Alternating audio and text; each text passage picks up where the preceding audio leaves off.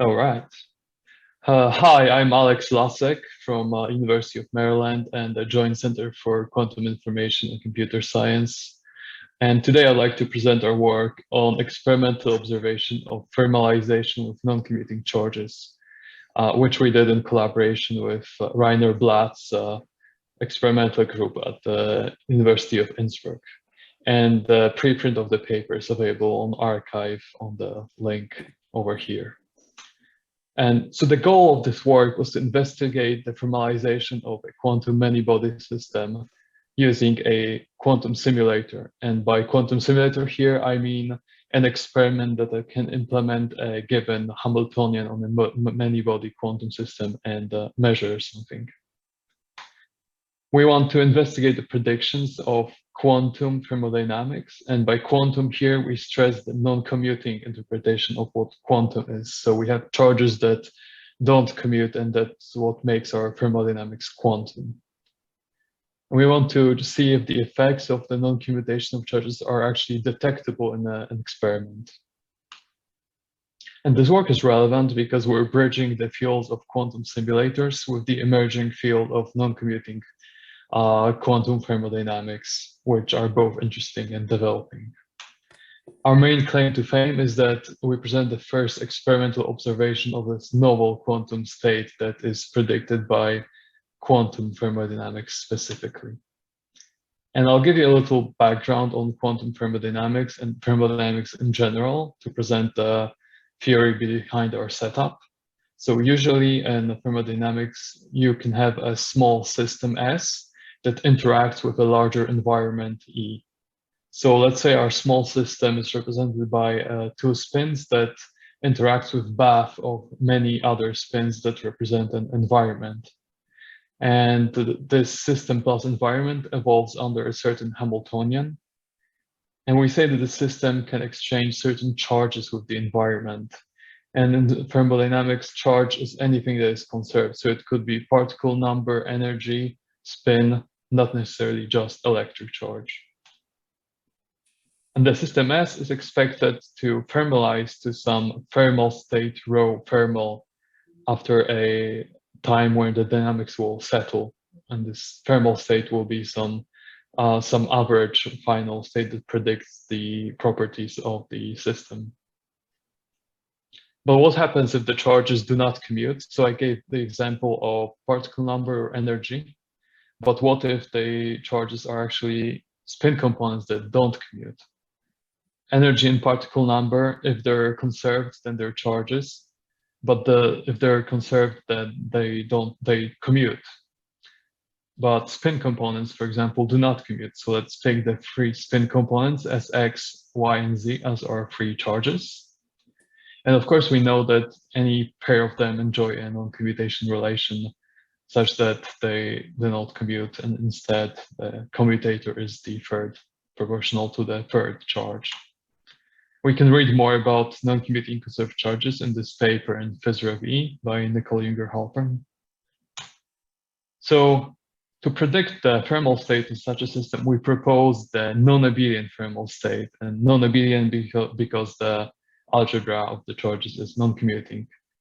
So this thermal state has a familiar form with a inverse temperature beta, 1 over kBT.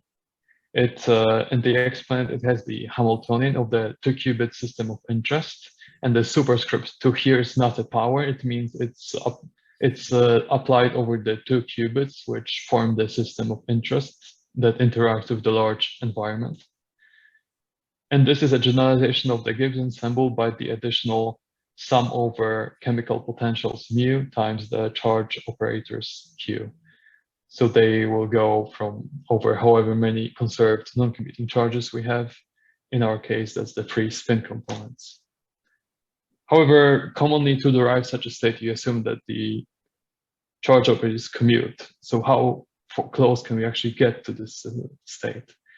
And what does the temperature here mean? It's not strictly a measure of average energy because of the additional terms. So the interpretation will slightly change from the usual setup with a Gibbs ensemble.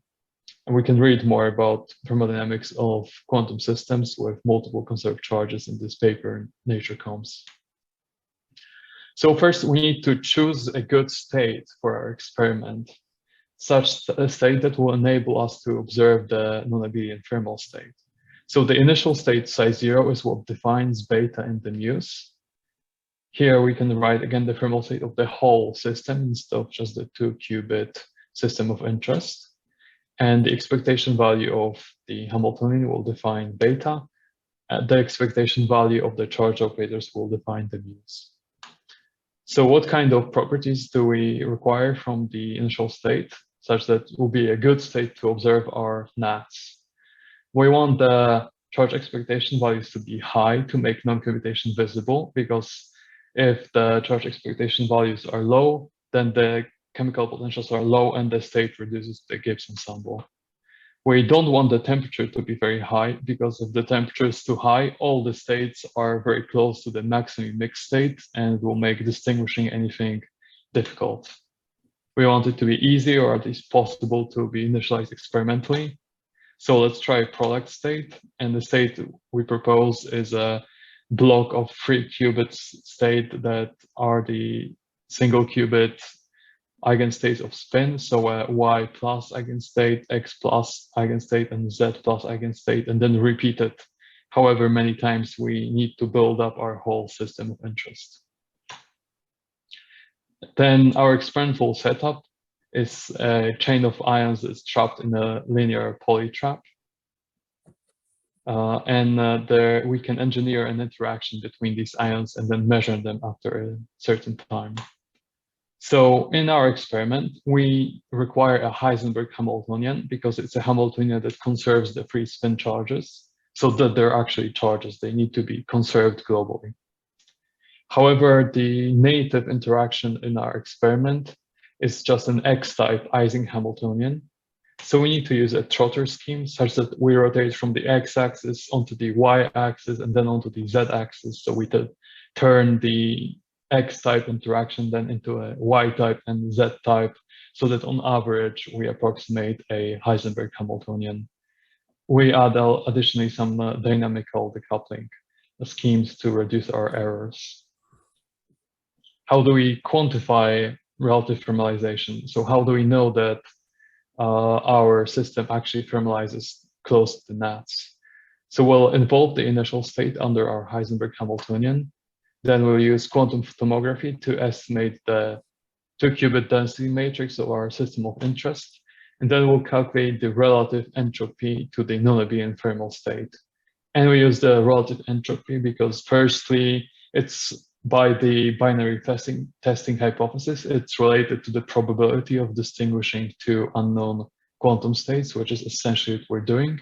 And secondly, Nicol has proven before a bound about the relative entropy.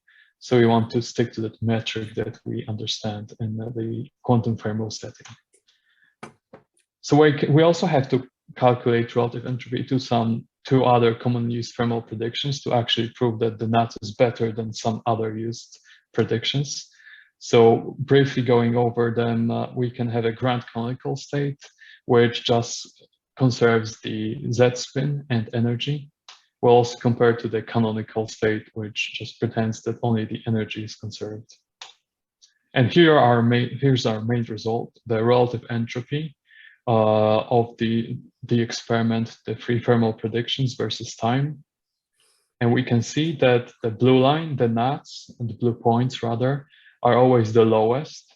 And critically, they are the lowest at the end of the experiment when the system has fully thermalized or almost fully thermalized. And that means that the measured experimental system is much closer to the Nonobedient thermal state than to the grand canonical state, which is the yellow points, or the canonical state, which is the green points. We also additionally observed some resistance to noise of the Nonobedient thermal state, because we can see that the measured points of the grand canonical and canonical predictions are actually below their predicted ideal values, whereas the NAT stays very close to where it ideally would be. So we actually do have some depolarizing noise in our system, and we can see that the NATS is the only one that seems to not be affected by it, at least significantly within 15 milliseconds. We also measure the final relative entropies as a function of the total system size from 6 to 15 total qubits. And we observe that while all of the predictions decrease their relative entropy as the number of total qubits grows, it's unfortunately not really possible with the sample size here to determine whether all of these predictions will converge in the limit of large total system size or not, and whether they will all reach 0 or not. So that's still an open question. So to elaborate on the resistance to noise, here's a simulated data of the free thermal predictions with added depolarizing noise channels. And to quickly go over the plot, we can see that just as in the experiment, when the noise is applied, the grand canonical and canonical entropies decrease from their ideal values towards the entropy of the grand canonical to the maximi mixed state and analogous for the canonical state. Whereas for the blue and orange points, which are for the NATS, the depolarized system actually remains very close in relative entropy to the exact system. So we observe a certain resistance to noise of the NATS. To conclude, we report the first experimental observation of the Nonobedient thermal state. We show that realistic systems can exhibit non-commuting effects of non-commuting charges, and we can observe them despite decoherence. And we're opening the door to experimental tests of this novel and rapidly developing subfield that was strictly theoretical until now. Thanks for your attention. Again, our paper is available as a preprint on arXiv. We've made a modification to the data from the preprint that is presented here. However, any main conclusions of the paper do not change, so I hope you'll be interested to look our preprint up. Thanks so much for your attention, and if there's any questions in the remaining time, I'm happy to take them.